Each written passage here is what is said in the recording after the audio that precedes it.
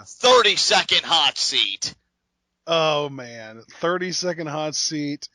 And again, I haven't thought this through at all, so I'm going to be completely improvising. But those are the ones that end up being the best. So, tell you what, John, a lot of the time I ask you what your opinion is on something that happened in the past, or I want you to fantasy book or something like that. So what I'm going to do this time is I'm just going to say, in your opinion,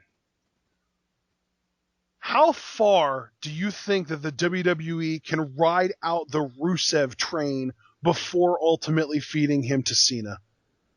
You have 30 seconds. Your time starts now. I think there are only 2 more stops they can make to continue with the train metaphor there. I think Sheamus for the United States Championship. And then honestly, if you want me to tell the truth, I think a returning babyface Ryback. But then after that, I think, next stop Cena. And maybe that would raise the profile of the U.S. title if Rusev was still champion. But I have no doubt that Cena would come away with the victory because LOL Cena wins. So there you go. Okay, you did that in under 30 seconds, but I do want to ask you a supplementary question. Okay. Actually, 2 supplementary questions. First of all, do you think that Rusev Cena is a pay-per-view, not a pay-per-view, a WrestleMania match in the making? I'm going to say no for the time And I think being. they're building towards it. I honestly think that that's what the WWE is building towards. I think they are using Rusev the same way that they used the Wyatt family last year. They're using him to beat up on all these baby faces. The next program is going to be with a super hot baby face. Honestly, and this is the second part of my question, do you think that there is any possibility whatsoever of the WWE bringing back Kurt Angle to feud with Rusev? There has been so much discussion about that, but I'm going to say absolutely not. And I agree with you, but again, it's in my opinion, there is like a 1% chance of that happening, but that 1% is so freaking amazing if it could happen. But again, I think, and now this is just kind of starting to hit me. I honestly, dude, it makes sense to me if the WWE would want to build Rusev for a Cena match at WrestleMania, because Hulk Hogan's most memorable WrestleMania match of all time was obviously against Andre the Giant. Well, they're not going to build Cena up for frickin' Big Show. That would be stupid. But Hogan's probably second. Well, I don't really want to say that either, because Hogan's second most memorable WrestleMania match is probably with Warrior, and that's a completely different scenario. So the next most memorable Hulk Hogan WrestleMania match was against who? Sergeant Slaughter, right? Right. I think that Rusev could be the Slaughter to Cena's Hogan. And you know what? It would be another refreshing place for Cena, because it would be the second straight WrestleMania where he, I guess, had a somewhat prominent matchup, but not in the sense that we're used to with John Cena. Right, exactly. No championship implications, not even trying to be built. Not some big returning superstar coming against him.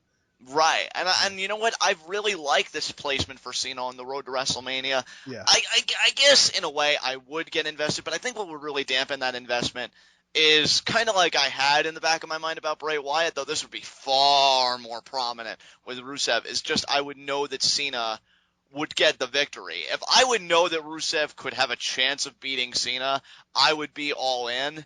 But, I mean, we've seen how Cena is booked against people like this before. I remember when he feuded with Umaga over the WWE Championship. Yeah. He even got their first win, at New Year's Revolution before their epic Last Man Standing match at that year's Rumble back in 2007 with a roll-up. Maybe he'd beat Rusev the same way and the feud would continue. But the fact is, Cena would still win. And again, Rusev has to lose at some point. That's not the idea. It's just that would be. Imagine though if they built up to that so that it would end up being Rusev's first loss. Yeah, I guess in a way, it still makes Rusev look a certain way because all of these guys stepped up and Rusev forced him to step down because they couldn't get the job. Well, I mean, heck, man, even if they threw Rusev into the Elimination Chamber and.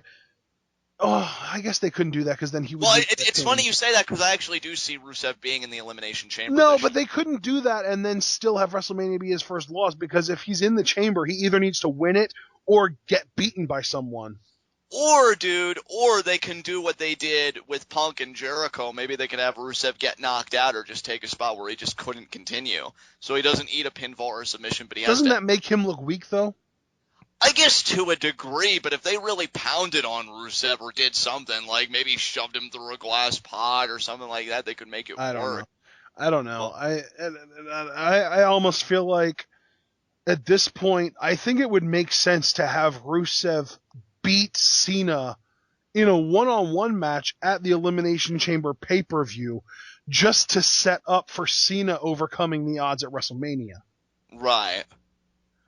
Now, I'm sure there are going to be people that get mad at me saying that because LOL Cena wins, and of course Cena has to win at the bigger stage and all that crap. But at the end of the day, WrestleMania is a babyface heavy pay-per-view.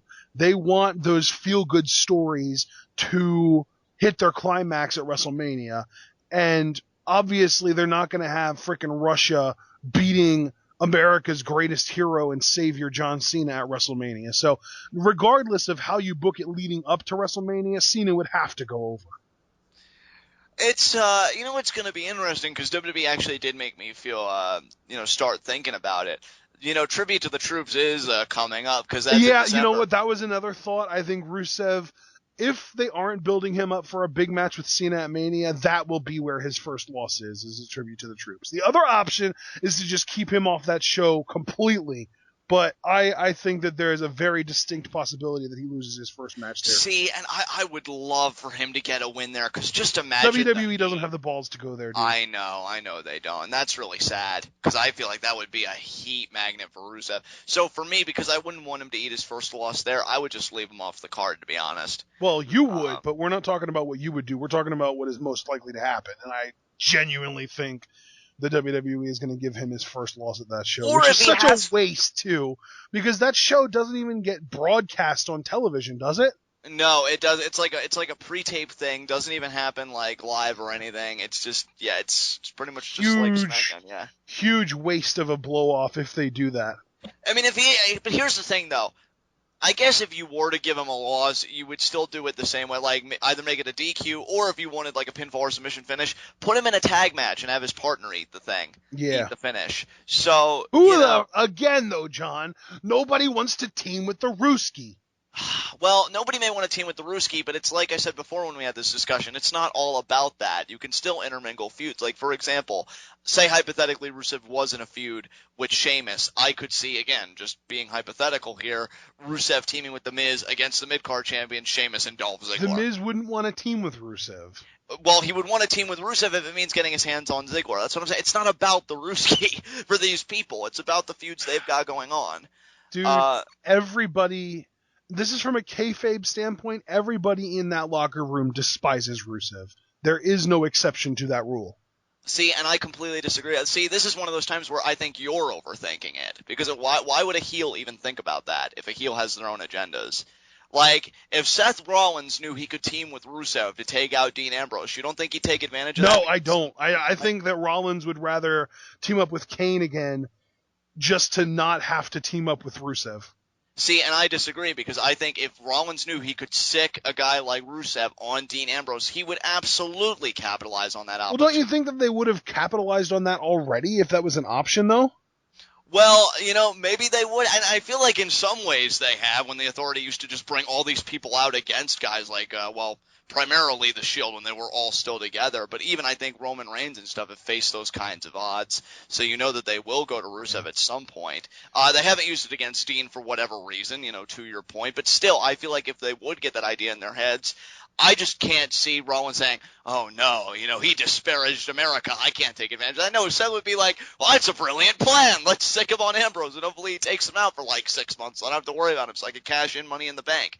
I just feel like when you're a heel, you don't think about things like that as a priority. Your top priority consistently is your own self-interest, and aligning yourself with a guy like Rusev for any cause, no matter how small, is in your best self-interest, because look at the guy. Right. So, yeah, that's just how I've always felt about the whole thing. I can see where you're coming from to a point, but I could see a tag match plausibly happening. Either way, though, I think you and I can agree, Rusev needs to be protected to a point. And I just feel like Tribute to the Troops would be such a waste. Yeah, exactly. if they're not going to have the balls to have Lana come out, cut a promo about how those troops are pathetic, and then have Rusev get a win to shove it in their face, like, I would even love if it was some kind of legend like Sergeant Slaughter or something, and Rusev just beats on this poor old guy who just wanted to defend America's honor, just making him look like such a dick. Like, I think that would be awesome. But yeah, they probably would give him his first loss. Maybe again to a John Cena, because he'd be like, you don't come out here and disparage these troops, and then they do it, and I'm like, wow. You know what, though? I feel like if they would do that, I think that there would be a very distinct possibility of Cena getting close to beating Rusev and then having the same finish that they had at Night of Champions, where somebody comes out and whoever the John Cena feud of the week is comes out and attacks John Cena to cause a DQ. Right. And I agree. I really would like to believe, and I do believe to a degree, that if Rusev was going to lose, I attribute to the troops, because it is the most pro-American, just everything event of the year, that it would be a DQ. And you know what? If it wasn't, when we would be covering our next Twitter, I'd find some way to make that a heat of the night, because it was an actual program, and I'd just find a way to complain about it, because it would be ridiculous. So that's my thoughts on that. But I will say, bringing it full circle, I do find it interesting that you think that's a WrestleMania endgame for Cena, and that's where his road to WrestleMania is going. I think that our number one obstacle is tribute to the troops. If they get past that, I'm all in. I think that's going to be the Cena angle for WrestleMania, yeah. And you know what? I'm not even going to say that you're ridiculous for thinking so, because the more I reflect on it and the points you made, there's definitely a degree of plausibility there. But I still don't know how I personally, despite the fact that I'm not going to contend it objectively, I still don't know how I as a fan feel about that, because I feel like he was doing such really fascinating stuff with Heyman and Lesnar, and then some gas was lost at the whole Night of Champions finish, and now what they're doing here, like, I don't even know anymore. So I'm just going to let whatever happens with Cena happen. And, yeah, I guess that's all we can do. So, yeah, WrestleMania 31, I think, especially for the undercard and Cena and Sting and just all these guys, this is going to be one of the more intriguing WrestleManias. Like, how does the card shake out? So, yeah, for sure. With that said, unless there's anything else you want to discuss, I guess we can wrap this up. Go for it. All right, guys, this has been Raw. This has been Twitwell, the best wrestling podcast made for wrestling fans by wrestling fans on the web today. I'm John. That's my cohort and commentary, Ashton. Guys, be sure to comment and subscribe on YouTube. Contribute your voice on Tweetoff. What did you think about everything we said? What do you think the end game for Rusev, being so anti-American, is going to be? Watch him at WrestleMania, and I was thinking about this too. Have some kind of Hulk Hogan segment where Hulk Hogan gets to leg drop him or some crap. That'd be hilarious. That'd be ridiculous. What do you think is going to happen with Rusev? Guys, be sure to join us on one of my favorite points of the week, that being our NXT review, where we will see a return match from NXT TakeOver Fatal 4-Way as Lucha Dragons put up their tag team titles in a rematch against the Ascension. Will they rise and reclaim their gold for a second time, or will the Lucha Dragons breathe fire that burns the Ascension's hopes to the ground? We'll discuss it all here. See you then. Peace!